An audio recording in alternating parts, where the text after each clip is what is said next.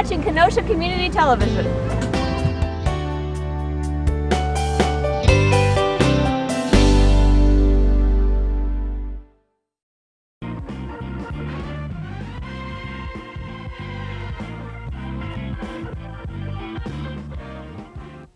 Okay, here we are at the History Museum at the Castle, and I am with Executive Director Terry Bergen.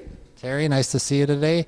This is a wonderful museum. It's the first time I've been here, and for those who haven't been here, what is the History Museum at the Castle? Well, primarily we're a local history museum. We're housed in a former Masonic temple, which is a very elaborate building that looks just like a castle. And we offer exhibits about the history of the area, the Appleton area. Fortunately, our history includes some very famous people, including Harry Houdini. And on our second floor, we feature an exhibit about Houdini that talks about his origins here in Appleton and the rest of his career, and of course, his famous escape illusions. In back of us here is sort of a little history of Houdini. What was the connection for Appleton? The main connection between Houdini and Appleton was that Houdini said he was born and raised in Appleton in all of his promotional materials and amongst his friends, and that actually was not true. Houdini rarely spoke the whole truth. He essentially made up a myth about himself that it included all kinds of details that weren't quite true. His family moved to Appleton when he was 2, and they moved when he was 6. He wanted to be a native of Appleton, born and raised, because he wanted to be a quintessential American.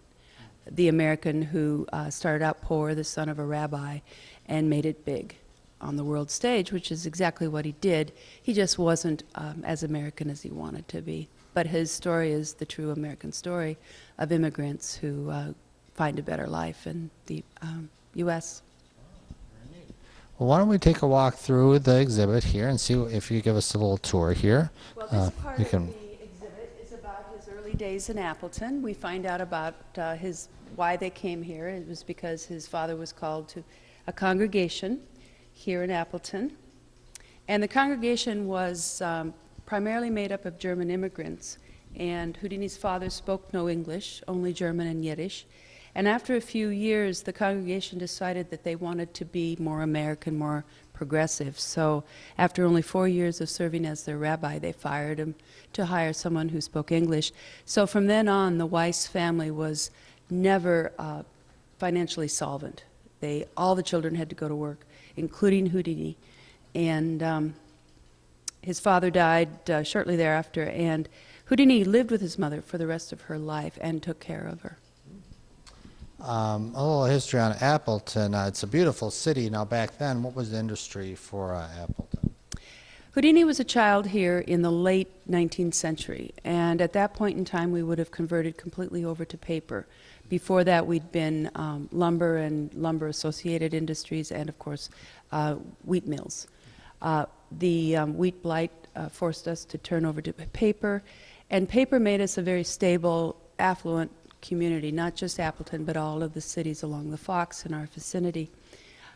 So that's one of the reasons I think that Houdini liked it so much here. It was a pretty city, it was a affluent city, no poverty. His family wasn't impoverished while they were here, and he had very romantic associations with Appleton. I like how the exhibit's designed, especially in this room. It feels like almost like a circus. And wasn't Houdini had an interest in the circus? Houdini had an interest in show business. He started out life in what we call a dime museum, but you and I would think of dime museums as more like a circus or a carnival. They had a lot of performing acts, and Houdini was one of them. And he was first off just a card magician with card tricks, and then he went from that to just illusions, straightforward magic illusions, and then slowly he worked into the escape illusions and started to develop his own signature tricks, including the Metamorphosis trick, which he and his wife performed the entire length of his career once they were discovered. They were discovered in the Dime Museum and broke into vaudeville, which vaudeville was family entertainment, and there was vaudeville theaters in every town and city across the country. And it was very stable and profitable tour for Houdini to be on, and from, of course, the vaudeville circuit, he became known to the bigger theaters and eventually went to Europe, where he really became famous. Let's walk over there. I think there's some pictures of, oh, here we go, were these the vaudeville and the show business end of it, did he actually perform there? These are what used to be called the freaks and geeks that were featured in the Dime Museum, not in vaudeville. Vaudeville was more singing and dancing and performance arts. Okay. The Dime Museum, like carnivals, had freak shows. Okay. On the other side, we have Fat Lady. Okay. And this is what they look like. Oh, okay. Why did they seem to die out? I think that the larger real circuses took their place, and also vaudeville probably eclipsed them in terms of family entertainment. Mm-hmm. They didn't completely die out. They were, I think, active through the middle of the 20th century, but a lot of their acts moved to circuses and carnivals. Kind of nice with this museum is you have some interactive items here. What do we have here? Well, this is something where you test your balance, and frankly, the only people who can do it are children. Okay. I've never seen an adult successfully do it. Houdini's success as an escape artist was primarily due to his physical conditioning, and he had very good balance, and that's one of the things we like the children to determine is whether their balance is good enough to do some of the illusions that Houdini did. In the other room, we have a lot of other opportunities for them to test themselves. Over there, we have a mat for children to see just how flexible they are, because of course that was another trait Houdini needed. He needed to be very flexible to slip out of the straitjackets. Okay. Let's walk around here and see what we have. And this is more of the sideshow. Right, more of the Dime Museum, and those holes in there are peepholes for the children to look into to see the different shows that the Dime Museum would have had. And here's Houdini when he was actually performing in the Dime Museum. You can see how young he was. Oh, yeah. And we have this barbell here for children to play with because they had strong men in the Dime Museums. Mm. We also show people how to do an illusion with a magic wand. You can see the steps 1, 2, 3, and 4. Right, right. It's very popular with children. They go straight downstairs and buy a wand so they can do it at home. Yeah. And magic is just always such an interesting and neat thing to see, and as something like this they can actually get hands-on with. One of the things that Houdini did at the height of his career is he issued a challenge worldwide to law enforcement and to jails and to prisons to create something that he could not escape from. So all over the world he escaped from jails, prisons, their cages, trunks, you name it. And it was his success in this project was due entirely to his immense skill as a problem solver. He could case the joint, which they always allowed him to do, and then come up with the lockpick he needed or whatever other tool he may have needed, and then he hit it upon himself or had Bess slip it to him. Bess was his wife, and then he escaped. He may have been put in jails or prisons he could not escape from, but of course he never publicized those, only the successful ones. And he did these stunts in order to publicize his shows in the same town. So here, children can go in there and pretend they're in the jail and then find a key somewhere hidden in the jail cell, which is what Houdini would have done, and then break out of the jail. I see also, are these real artifacts? Or are these real artifacts here from Houdini? Yes, all of those belong to Houdini. They were part of his performance paraphernalia. They may or may not have been tricked. He usually did not have to trick handcuffs in order to escape from them. As I said, he had keys and lock pits and other things that he could get out of. But it's very interesting to see what they have looked like and all the different mechanisms that were used over the years. Now, the first thing we see when we come into this room, which is a room where you can try to perform Houdini's illusion, is this great big sign that says warning. Before we built this exhibit, the magicians all said that we were being disrespectful to Houdini and breaking the magician's code by revealing how Houdini did his various escapes. they said that the visitors would be unhappy. So in an attempt to come to agreement with the magicians, we put this sign up that says, if you really don't want to be disillusioned, don't go beyond this sign. Of course, everybody comes in here. This picture looks very familiar. I usually see in the biographies on Houdini. What illusion was this? This was the milk can or the beer can, whichever you might want to call it. Of course, we in Wisconsin prefer to think of it as the milk can. He was locked in there, jammed in there actually, with the lid was put on and then locked in. And of course, once again, the curtain was pulled and immediately he popped out. He had his milk can specially made for two reasons. One thing is that he liked to give the illusions of being really crammed into things. So his milk cans were smaller than the real ones. He was a very small man. But so when they locked him, this is very similar to the Chinese water torture cell. They would put down the lid and put on all these huge padlocks. But then this seam right here was open. So when the curtain was pulled, he just lifted it up, hinging it here, and got out, and it looked like a miraculous escape. Again, misdirection by putting the locks on the top. Now behind you, is that a replica? Is that the original one? This is a replica, of course. We do not let people, not even ourselves, touch artifacts, especially metal ones, because the damage over hundreds of years is so bad. So this is a replica, and it's a replica of the one he used, which is, as I said, a smaller size. Children are really the only ones that can try this, but they cram themselves in there, and then once you get in there, light lights up with the where the real seam was. Oh, very neat. But meanwhile, you see all the lovely locks. Yeah, that's right. Yeah, he must have been very small to cram himself in there. So. I think he was about 5'4", maybe. Okay. Very small. Yeah. One of the main things that people can do while they're in here is perform Houdini's most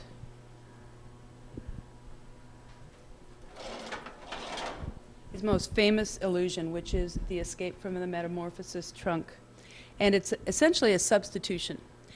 The lovely assistant locks Houdini in the box, chains it up, does all the locks, and then pulls the curtain, and then less than 3 seconds later opens the curtain. Houdini is outside the box, and the lovely assistant is inside, even though the whole thing's been locked up. And they go through all the motions of unlocking to find the lovely assistant inside. And this is an illusion that Bess, his wife, and he did. So how do you do it? I'll show you.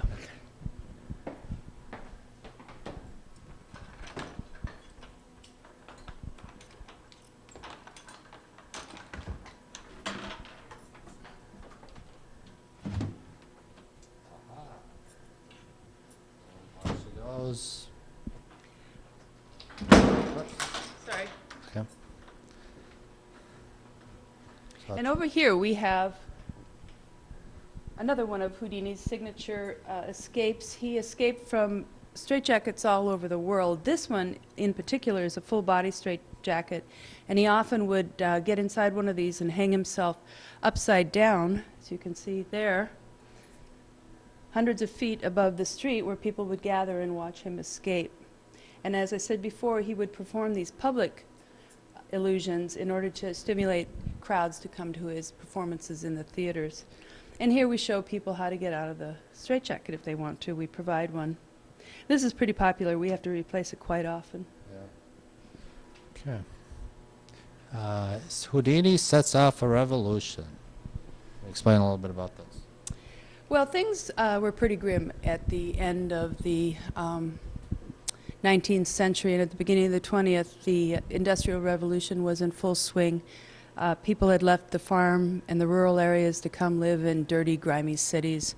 They were essentially oppressed in the factories. There was a lot of racial tension. There was a tension between women and men while women tried to get the vote.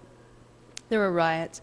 So people really looked to heroes like Houdini to make them feel like escape from their lives and their drudgery was possible. If Houdini could do it, anything could be done. This is one of the elements from that challenge I told you about. Some engineers in Scotland reproduced what's called a gibbet, which is a form of torture. They used to lock people in these cages and let them die slowly of dehydration and hunger. So eventually there'd just be a skeleton in the cage. So they built a cage that they told him he couldn't escape from, and he did escape from it. So we've built a replica that you can sort of stand in to see what it felt like. Here he is with the real one. Seems like everyone he just kept going, just breaking the barrier. What was the drive for that? Just want to top himself each time? The drive was entirely motivated to maintain his world fame. At one time, Sherlock Holmes said Houdini was the most famous man in the world. And that wasn't true, of course, because all of Asia probably never heard of him. But in the Western world, he probably was the most famous man. And it was because he relentlessly promoted himself and pushed himself, as you said, beyond his limits with every escape. So they got pretty outlandish. But as I said, he was in top physical condition and also was a genius problem solver. He saw ways to solve a problem that weren't obvious to other people. For instance, you're so focused on the chains around that box, you think, how on earth did he get out of those chains in such a short time without ever bothering to think that maybe there was a hidden doorway? And Terry, it looks very familiar. Could you explain about this trick, or this illusion? Illusion, yes. This is the Chinese water torture chamber. And Houdini was not the only magician that performed it, but he was pretty famous for it. And essentially what happened to the escape artist is he was dropped hanging upside down into a chamber filled with water and then locked in. And then, of course, a curtain was pulled, and then the curtain opens and Houdini's out. And I do not know how he did it, and a lot of magicians claim that the secret died with Houdini. It might have, I doubt it.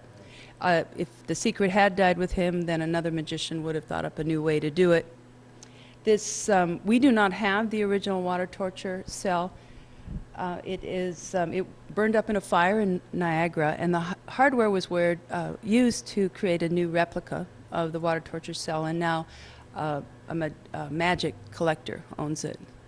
We can't. Any speculation on how he did it? Any magicians or not?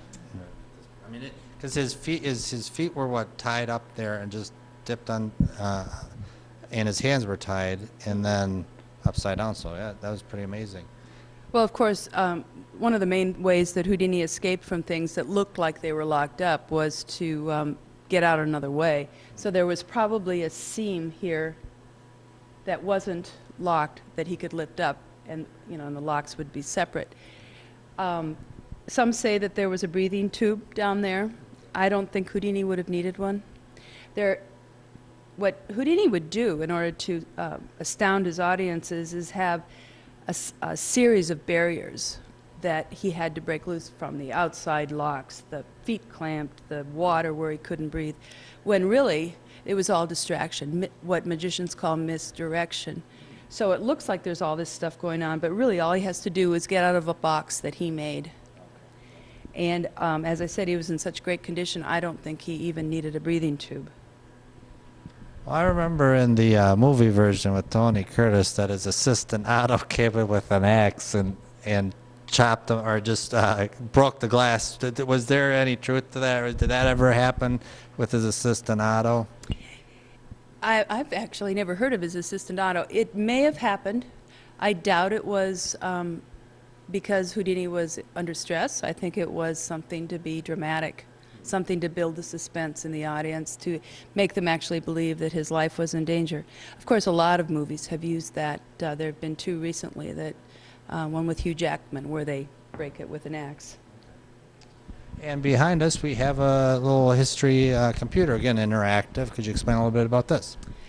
Well, in this program, you can look up any city in the world and find out when Houdini performed there, and you can also find some information about what he used to perform with and what illusions he did. You can also take a trivia test and find out how he did some more of his illusions. Very interesting. And this is great just for the family, kids, adults, historians, really. You probably see all walks of life come through. We sure do. Families spend a long time in here because the children want to spend a lot of time on each of the interactives. But the way we've designed this exhibit is that essentially it can be experienced on two levels. The bright colors and the graphics and the interactives give the children a well-rounded, fun experience. But meanwhile, we've got a lot of information about Houdini himself and about the world he lived in, the world affairs, and also Appleton. So meanwhile, the adults are experiencing it on another level. And what we like to see, and it happens all the time, is the children persuade the adults to participate in the interactives. They get the adults to perform the illusions, and so then the adults are passing information to the children, and the children are enabling the adults to do some of the more fun things. On the other hand, we see an awful lot of adults in here also on their own performing the illusions. So the exhibit pretty much has a mass appeal for people of all ages. Is there any like annual magician come through Appleton because of the historic significance of Houdini, or conventions? I don't know. Occasionally there is a Houdini convention here in Appleton. It's a Wisconsin Houdini organization. We've also had a lot of magicians come through here just because of our collection of Houdini artifacts.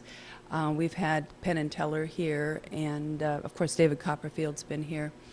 We have a lot of lesser-known magicians that come through. I generally only know about that because they'll write a note and put it in the suggestion box about how upset they are that we've revealed the illusions. But other than that, overall the magicians, I think, are very happy with us. In our archives, we have a lot of documents and photographs and scrapbooks that historians come to consult when they're writing books about Houdini. There have been several in the last few years that did almost all of their research here. Before we leave this room, if you could talk a little bit about this one. You were talking about his physical strength, which helped him a lot in the illusions and escape art. One of the illusions that Houdini performed for free before he would have a theater performance was to be tied up in a sack with handcuffs, put inside a trunk, and tossed into a river in the middle of winter. There's a legend that he was tossed into the Fox River here in Appleton, but that's not true. So in order to sustain that without dying of hypothermia, he trained himself to withstand cold. He would spend long periods of time in a bathtub with a lot of ice in it. Then he also taught his heart to slow down, which would enable him to last longer without oxygen and also to withstand the cold. So we have a station here where we explain how you can train your heart to slow down, and then we have a heart monitor here that you put your hands on, and people typically start at about 80 or so, and if they practice all the techniques, they can get it down, maybe 10, 20 points. Kids like it. After World War I and the Spanish flu epidemic, everybody in the world had lost loved ones. So there rose an opportunistic religion called spiritualism. And they preyed on people's grief and their desire to say one last thing to their loved ones that they lost so quickly. So mediums would hold seances so that they could contact their loved ones. And Houdini was very attached to his mother. As I said, he supported her entire life and lived with her. And when she died, he was grief-stricken. So he was talked into going to a medium. And the medium did indeed contact Mrs. Weiss, who spoke to Houdini. And afterwards, Houdini said, "That was not my mother." And the medium said, "Well, what do you mean?" And he said, "Well, she didn't speak English." And of course, Mrs. Weiss spoke to him in English. So he spent the rest of his stage career debunking mediums. He would have them come on a stage and perform their seance, and then he would point out how they did it. So in here, visitors have an opportunity to do some of the tricks that mediums used to do in order to convince people they were contacting the dead. Did he try to perform them himself? He had in his young career. He was no saint. You know, he was every bit as opportunistic as the mediums were. But at the end of his life, it was an opportunity for him to keep performing, and so he did. All right, Terry, again, thank you so much for touring us the exhibits here, and maybe we could talk about his final years, Harry Houdini, before he died. Well, Houdini didn't have very many final years. He died very unexpectedly when he was pretty young, in his late 40s, I believe. He was in Montreal performing at a college there, and two college kids that represented the college newspaper came to visit him after the show, and they asked him if they could punch him in the stomach. It was one of the things that Houdini used to have people do because, as I said, he was so proud of his physical condition. So Houdini said yes, and before he was ready, one of them punched him very hard in the stomach, which hurt. And he was caught unawares, but it would not have hurt him ordinarily because he was in such good shape. But 2 days later in Detroit, he became deathly ill, and it turned out that he had a perforated appendix that was septic. So within a couple of days, he died. And this was, of course, before antibiotics, and a lot of people died from ruptured appendices. So very tragic. And because it was sudden and unexpected, and because everybody looked on Houdini as a superhuman and a supernatural, there were a lot of rumors about murder and other things. But the main thing that came out of his death was this conviction that Harry Houdini would come back. He was born on Halloween, so they all thought he would come back on Halloween. And every year since he has died, this one group has had a seance trying to contact Houdini. They had one here one year. They hold them all over the world. And Bess used to attend every one, and then their other relatives would come too. Now there's only one relative remaining, and she's quite elderly.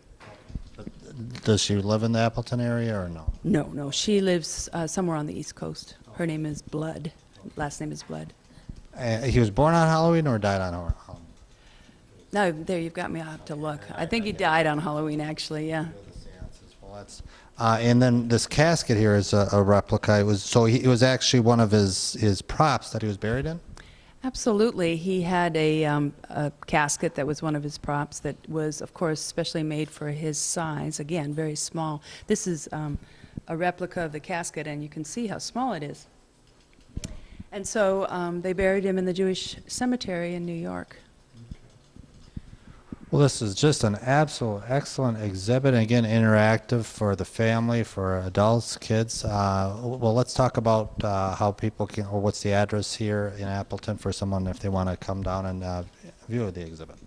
Well, we're located in downtown Appleton at 330 East College, which is at the end of downtown and at the beginning of Lawrence University. We're very easy to find, and there's parking around here. You can also call us or go on the website, which is myhistorymuseum.org. Okay. And hours of operation? We're open to the public every day between 10 and 4, except on Sundays, and we're open then between noon and 4. In the winter times, we're closed on Monday. And a phone number if they wanted to call the museum?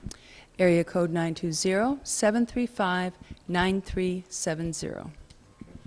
Well, Terry, once again, you have this is an excellent museum, and thank you so much for talking with us today.